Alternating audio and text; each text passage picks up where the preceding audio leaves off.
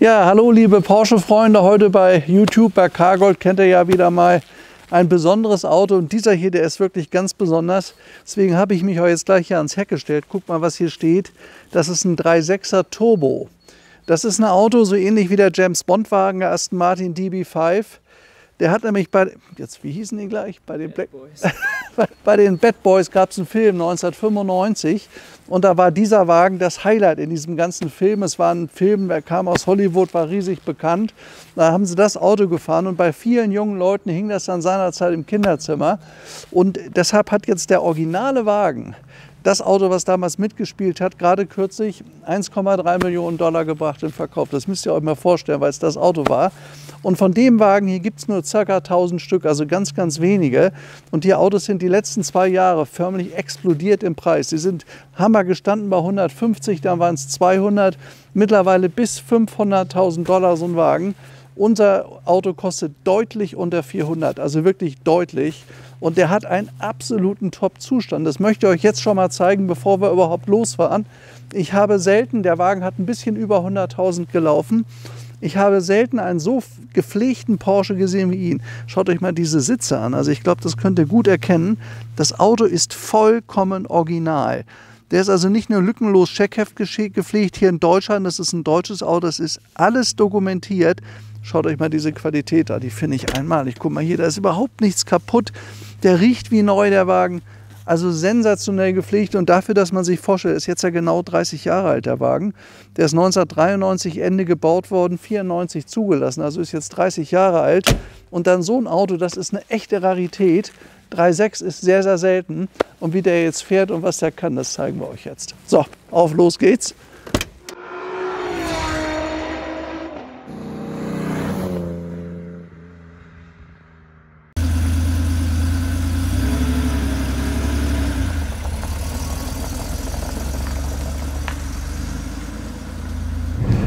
Ja, Porsche Turbo fahre ich ja nicht jeden Tag, aber das hier ist einer der gepflegtesten Turbos, die ich je gesehen habe. Und das kann euch Paul mal allein schon am Armaturenbrett zeigen. Das ist ja wirklich wie neu. Also wenn man sich das anguckt, hier alles Ganzleder. Der Wagen ist schwarzmetallic mit schwarz innen, Ganzlederausstattung, Pflegezustand. Also ich sag mal, 1 gibt es ja nicht, aber ich würde sagen 1 minus. Einmalig gepflegt, ob das Lenkrad ist hier vorne, ob es die Armaturen sind. Die klassischen Porsche-Armaturen, wie sie jeder kennt vom 911er, geht hier mit der Uhr los. Hier haben wir einen Tacho, der geht bis 320 Stundenkilometer. Dieser Wagen, der Turbo, der 3.6er, war 280 Stundenkilometer schnell. Die sind gebaut worden ab 1991 und das war eine Zeit, da ging es Porsche nicht so gut. Da gab es erst die normale 3.3 Maschine mit 320 PS und er dann hier mit 4,5 Sekunden von 0 auf 100 mit 360 PS. Und das Auto hat seinerzeit doppelt so viel gekostet wie eine S-Klasse. Also das war richtig eine Ansage. Wer sich so ein Auto hier leisten konnte, musste sehr, sehr viel Geld investieren. Und zu der Zeit, 93, 94, wusste man ja noch gar nicht, dass die Autos bei einem Preis so explodieren. Das ist aber nur der 3.6er. Halt eben, weil es ein Filmauto ist. Das ist wie beim Aston Martin DB5 James Bond. Die Autos kosten heute auch 700.000, 800.000 Euro. Da sind ja sogar welche für 3 Millionen nachgebaut worden. Da gab es eine Spezialauflage. Und das ist hier genau so ein Filmauto, nicht? Das war, wie gesagt, 1995 der Film aus Hollywood. Und alle möglichen Kinder hatten das dann bei sich zu Hause in der Bude hängen und haben gesagt, also wenn ich mal später erwachsen bin, dann muss ich so einen Wagen haben. Wir haben übrigens die CD, hier Paul reicht mir das gerade, guck mal hier, von den Bad Boys, da könnt ihr im Hintergrund den Wagen sehen. Das ist natürlich ein Highlight und das gewährleistet auch, dass so ein Wagen immer seinen Wert behält, vor allen Dingen dann, wenn er so gepflegt ist wie der Wagen hier. Also ich habe 5 oder 6 Auktionsergebnisse jetzt gelesen, die kann ich euch nachher mal zeigen. Da könnt ihr sehen, dass bei jeder Auktion so ein Auto mehr Geld gebracht hat. Und da habe ich auch gedacht, das kann ja wohl nicht wahr sein. Also unser Auto hier liegt deutlich unter 400. Es sind jetzt schon welche für 500 weggegangen, aber wirklich gut gepflegte sind absolut selten. Und ich verstehe gar nicht, warum der innen wie neu ist. Also der hat einen Zustand, was dazu kommt, der ist bei Porsche Checkheft gepflegt. Der hat hier jetzt zwar 120.000 Kilometer auf dem Tacho, aber der hat einen Pflegezustand, als ob er 30.000 gelaufen hat. Also wirklich fantastisch. Und Man merkt das auch wie er riecht. Das mag ich ja gerne, wenn so ein Auto richtig wie neu riecht und so sich richtig klasse anfühlt wie früher. Und darf nicht vergessen, der ist immerhin 30 Jahre alt. Und das ist der letzte Turbo, den sie ohne Allrad gebaut haben. Danach gab es nur noch Allradautos. Der Nachfolger war ja dann der 993, haben wir ja auch schon gezeigt im Film. Er hier hat 5 Gänge, übrigens hier die Schaltung. Ist auch alles schon ein bisschen leichter. Es gab ja bis 1989 das normale G-Modell. Also er war dann hier der direkte Nachfolger.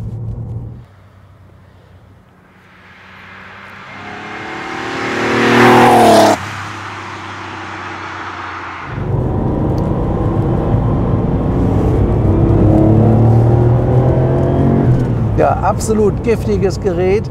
Ist natürlich eine Heckschleuder, man muss den verdammt vorsichtig fahren. Aber so ein Wagen macht total Spaß. Also, was der abzischt. Was die übrigens damals hinbekommen haben, der Sprung von einer 3 Liter Maschine zum 3,6er hat 5 Liter weniger Verbrauch gehabt. Der Turbo war dafür bekannt, dass er sehr viel verbraucht, immer über 20 Liter. Und den konnte man hier fahren, ich sag mal zwischen 14 und 18. Das ist jetzt auch nicht gerade wenig, aber das ist okay. Das war also wirklich ein Quantensprung, das war eine moderne Maschine. Ich glaube, der hieß M64 Motor, den sie dann hier gebaut haben.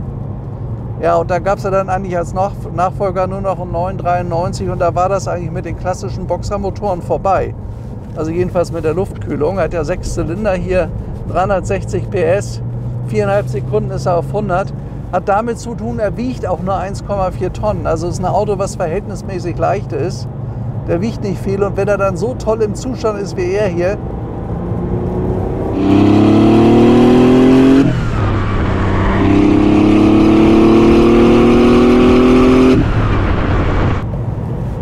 übrigens ganz verrückt, ich habe hier vorhin ins Handschuhfach geguckt, da sehe ich doch tatsächlich ein Autogramm von Walter Röhrl drin. Ich weiß nicht, ob euch das Paul mal zeigen kann. Vielleicht klappt das. Also Auto ist auch noch ganz prominent signiert worden und hat wirklich einen Zustand hier. Ihr wisst ja, ich sage das gerne mal öfter, aber wir haben ja auch nur Autos, die wirklich gut sind und er hier ist als exzellent zu beschreiben. Wirklich exzellent, das ist ein absolutes Sammlerstück. Und bei der derzeitigen Preisentwicklung, also man kann wirklich sagen, Deutschland ist im Moment sehr, sehr schlechter Markt, aber alles, was um Deutschland herum passiert, läuft wunderbar. Ihr werdet gesehen haben, dass wir immer bessere Autos bekommen. Amerika läuft gut, kann ich nicht anders sagen. Wir verkaufen auch gut, wir haben einen ganz stabilen Geschäftsgang. Hier in Deutschland ist alles so ein bisschen, wir sind wie so ein schwarzes Loch im Moment, aber mein Gott, wobei das saugt nicht alles an, wir spucken alles aus, läuft hier eigentlich gerade umgekehrt. Aber sowas hier ist absolut wertstabil. In Amerika gibt es einen Top-Markt für solche Autos und ein ganz gepflegtes deutsches Auto ist sehr, sehr selten zu bekommen und dann noch mit der Farbe hier. In Schwarz, Metallic Schwarz, also wunderschön. Ja, was hat er sonst noch an Extras? Er hat ein Schiebedach hier oben, was ich wichtig finde bei so einem Turbo. Dann hat er diese extrem teuren Felgen, die waren aber serienmäßig. Aber dafür müsste ich das Auto gleich mal anhalten, dann zeige ich euch das mal. Erkennungsmerkmal ab 1994 war dann auch die roten Bremssättel und diese ganz teuren Felgen, dreiteilig, kosten heute 10.000 €, die kosten Vermögen, die Dinger. Auch Top-Zustand, überhaupt nicht kaputt an keiner Stelle, ich habe nichts gesehen vorhin. Dann hat er vorne so einen ganz kleinen Steinschlag und hinten links ist eine Kleinigkeit beilackiert. Das sieht man aber auch nur, wenn es einem gesagt wird. Sehen tut man es gar nicht, es ist uns gesagt worden. Da hat es irgendwie mal eine kleine Schramme gegeben, aber kein Unfall, gar nichts. Auto ist auch immer dokumentiert, wenn es mal weiterverkauft wurde, dann als unfallfrei. Also das ist wirklich hier ein exzellent gepflegter Porsche. Ja, und als Turbo ziemlich selten und dann noch so als Filmauto ist das natürlich ein Highlight. Wollen wir hier wieder reinfahren, rechts runter? Ja. War doch nicht schlecht, ne? Ja, dann zeigen wir euch jetzt mal, wie das Autochen hier tatsächlich richtig aussieht. Was der für einen guten Zustand hat. Ja, vorne links Rückwärtsgang. Also ist noch so ein richtiger Sportwagen. Also ist noch richtig Autofahren. Jetzt sehe ich nichts, weil eine Kamera direkt davor ist. So, hier wollen wir lassen. Ja, ne? Ja. Okay. So, das hast du ja hier alle schon gezeigt, ne? Ja. Hier vorne übrigens Lederlenkrad, er hat ein Airbag. Ist das Airbag? Ja. Das ist ein Airbag, ne? Hier sind die beiden Hupen links und rechts. Airbag steht da, ABS hat er auch, denke ich. Ja, dann steigen wir jetzt einfach mal aus und gucken uns mal diesen Supersportwagen an. Also es war 1993, 94 das Beste, was man sich kaufen konnte. So, auf geht's. Jetzt sind wir hier mal in freier Wildbahn mit unserem 911 Turbo, was ich eben gerade schon gesagt habe. Rote Bremssättel, das hat nur der 3.6er gehabt. Dann diese irre geschraubten Felgen, schaut euch das mal an hier vorne. Hier steht Turbo, also das war schon toll und Top-Zustand. Wie gesagt, Scheckheft gepflegtes Auto, immer bei Porsche Scheckheft gepflegt. Allein die Felgen kosten hier ein absolutes Vermögen. Und ich habe euch jetzt mal ganz kurz hinten den Motorraum geöffnet. Ich zeige euch das mal. Das ist der feste Turbolader. Schaut hier mal hinten rein. Also ist eine gepflegte Maschine, ist keine Motorwäsche gemacht worden. Hier ist der Zettel, die letzte Inspektion ist auch gerade gemacht worden. Mitte 23. Ja, also das ist alles gerade gemacht. Das Auto ist praktisch ja, übergabefertig und in einem wirklich einmalig sensationellen guten Zustand. Er läuft auch so, das merkt man, wenn man ihn fährt, ob das die Kupplung oder die Bremsen angeht. 4 Scheibenbremsen habe ich euch eben ja gerade gezeigt. Zustand fantastisch. Und das hier ist so das klassische Erkennungsmerkmal für einen Turbo, dass der feste Spoiler hinten kann man sofort erkennen. Ja, was ich ganz toll finde, also wie gesagt, hier der Zeitungsartikel, Porsche Turbo from the Bad Boys just sold for 1,3 Millionen. Also ich meine, so ein Auto, das ist genau das, was wir hier haben, hat richtiges Geld gebracht. Und Paul hat mir das eben noch freundlicherweise ausgedruckt. Guckt euch das mal an hier. Hier könnt ihr sehen, das sind alles genau solche Autos. Der hat gebracht, Dezember 22 417.000, dann 494.000, im Juni 23, August 23 555.000 und jetzt einer ein 93er 511.000. Autos bringen mittlerweile immer über eine halbe Million. Das finde ich für so einen Wagen eine Ansage. Es gibt nur gut 1000 Stück. Und dieser hier ist wirklich in einem exzellenten Pflegezustand. Also ich muss das wirklich betonen. Schaut euch das mal an hier. Überwiegend erster Lack. Dann das Interieur ist ja neuwertig, kann man nicht anders sagen. So, und jetzt zeige ich euch mal was hier dabei war. Das fand ich auch sehr, sehr schön. Das müsste ich aber jetzt irgendwo ausbreiten. Und zwar, das gab hier eine Pressemappe. 30 Jahre Presseinformation, 30 Jahre 911er Turbo. Jetzt haben die hier so einen total tollen Fotosatz reingelegt. Das Original Porsche, schaut euch das mal an. Das ist die Entwicklung von dem 911 Turbo. Schaut mal hier, Böblinger Nummer. Ihr wisst ja, aus Stuttgart kommt Porsche. So, dann sind das auch Renneinsätze gewesen, die man mit diesen Objekten gefahren hat. Das ist ein 9. Schaut mal hier, das war dann der etwas spätere. Der ist dann so ab 96, glaube ich, gebaut worden, wenn ich das richtig weiß. Aber das sind alles immer Turbos gewesen. Hier ist das G-Modell, auch richtig im Renneinsatz. Also mit den Autos hat man richtig was machen können. Dann gab es sogar Targas Turbo, was ganz, ganz selten. Also einmal das Cabrio und dann hier auch der Targa. Eine absolutes High. Ich glaube, da gibt es nur 170 Autos, wenn ich das richtig weiß. Haben wir schon gehabt. Suchen wir übrigens auch. Wer ein Targa Turbo hat, da haben wir eine Anfrage nach. Immer hier zu uns. Das war der 3.3 Turbo. Das war so der absolute Klassiker. Hat dann zum Schluss 300 PS gehabt und 5 Gang 1989. Und hier, so haben die sich dann entwickelt, diese Autos. Also wer so mein Jahrgang ist, so 70er, 80er Jahre, das war absolut Turbo. Das war das Teil, wenn man sportlich und schnell fahren wollte. Hoppla. Und hier gab es dann als Nachfolger von ihm, hier, das ist der 993 gewesen. Ne? Der hatte dann 408 PS, haben wir ja auch schon da gehabt. Schaut mal diesen tollen Grün hier. Also alles Turbobilder hier, finde ich total nett, diese Porsche Pressemappe. Gehört zum Auto. Also wer bei uns diesen wunderschönen Wagen kauft, bekommt diese schönen Bilder alle mit dabei. Und er hat hier wirklich ein Auto, was top ist. Die haben vorne den Deckel nicht lackiert. Unser Service könnte das so weit polieren. Hier sind so ganz kleine Pünktchen drin. Das ist halt Steinschlag. Wenn der ca. 100 gelaufen hat, hat er das. Aber das kriegt man weg, sowas hier. Ich will es nur sagen. Wer jetzt sagt, egal, ich will das alles lackieren, der kann das machen. Ich würde das nicht tun. So, jetzt wollte ich euch das nur noch mal zeigen hier, welchen exzellenten Pflegezustand auch das Interieur bei dem Auto hat. Schaut mal hier, was sind das für Ledersitze? Also wohlgemerkt 30 Jahre alte schwarze Ledersitze. Teppichboden wie neu, die Einstiege hier vorne im Auto wie neu, die Türgriffe, wenn ihr euch mal hier das Türinnenleben anschaut, schaut mal bitte hier, ist ja auch alles Leder, da ist nichts kaputt. Also so einen gepflegten 911er aus der Zeit habe ich ganz, ganz selten gehabt. Das ist wirklich top, das Auto. Dass der 100.000 gelaufen hat, das sieht man den Wagen absolut nicht. Ich würde eher sagen 30.000 oder so. Und ihr könnt ganz sicher sein, dass diese Autos hier absolut steigen. Ich halte das Auto sogar für günstig, muss ich wirklich sagen. Ist jetzt bei uns im Beuerberg. Der wird mal noch ein bisschen aufgearbeitet. Wir haben das jetzt so rausgenommen, weil das soll bald wieder riechen. Haben wir gesagt, komm, wir fahren ihn jetzt mal. aber Qualität, auch Reifen und so. Also es ist wirklich ein super gepflegter Wagen. Ja, er hat Heckantrieb, wie gesagt, noch kein Allrad. Der Nachfolger hatte dann Allrad. Und ja, das wäre es jetzt eigentlich auch so das Wichtigste, was es gab. Deutsche Erstauslieferung, Wartungsheft mit vielen Stempeln habe ich hier stehen. Sitzheizung hat er vorne. Deutsches Auto und war, wie gesagt, im Blockbuster von den Bad Boys das Auto. Jetzt habe ich es wenigstens. Ich kenne den Film gar nicht. Kennst du den? Ich habe ihn nie gesehen. Naja, aber er spielt da eine wichtige Rolle und es scheint... Speedline-Räder ist richtig, die wir hier haben, ne? Genau. Ja, auf die Speedline-Räder haben wir nochmal hingewiesen mit den roten Bremsset und schaut mal hier, ganz teure Felge, das sieht man auch, wer sich ein bisschen auskennt, der weiß, dass so eine Felge richtiges Geld kostet. Und das sind eben auch die Originalen.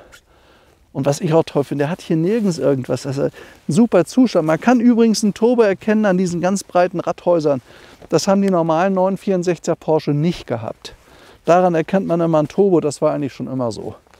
So, und jetzt wollen wir noch ein bisschen rumfahren, weil es macht ja nun richtig Spaß mit dem Auto.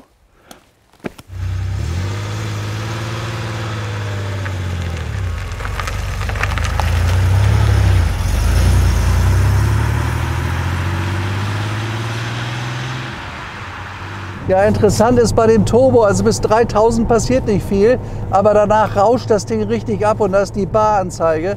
Da merkt man dann, wie der Turbolader richtig reingreift. Also so ein Wagen rauscht, also macht einen Riesenspaß zu fahren und hat einen Wahnsinns-Power.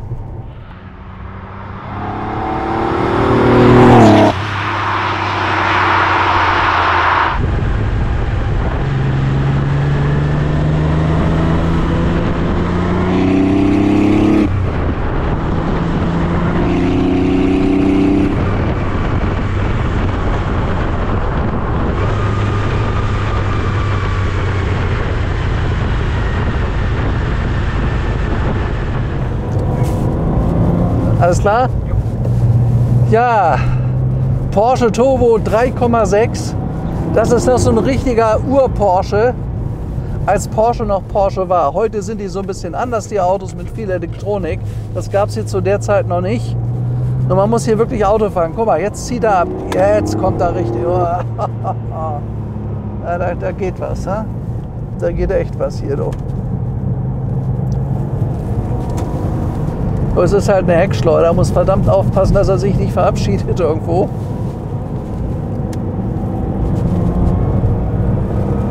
Ja, geil. Das kann ich Walter Röhrl auch verstehen. Oh, hier ist feucht. Das ist immer gefährlich, so im Wald feucht plötzlich und Abflug. Ne? Macht absolut Spaß zu fahren.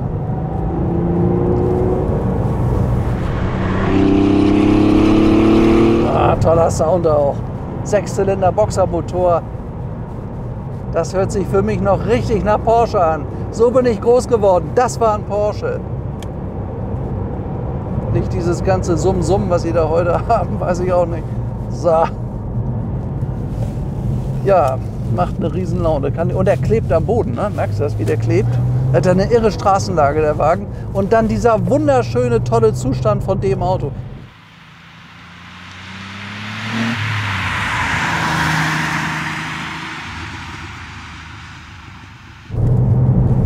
Ja, Auto steht jetzt bei uns hier in Beuerberg. Jetzt haben wir wieder so ungefähr 15, 16 Kilometer Probefahrt gemacht.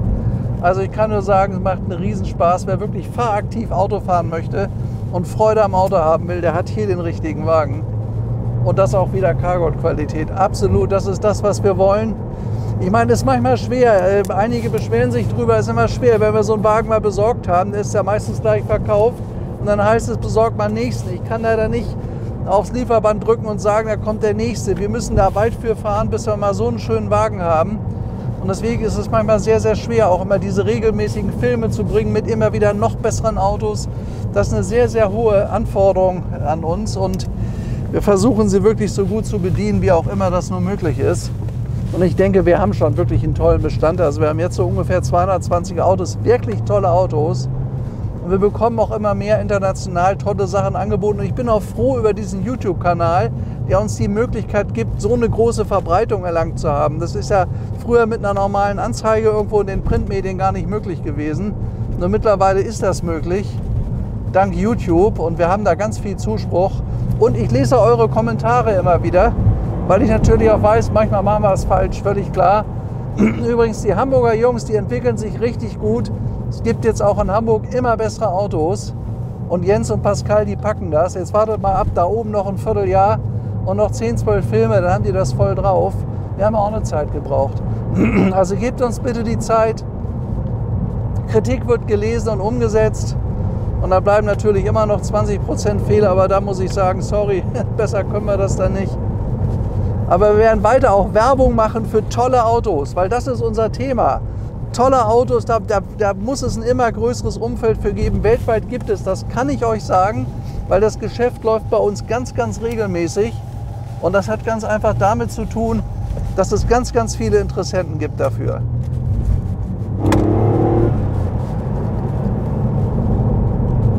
Steht jetzt in Beuerberg.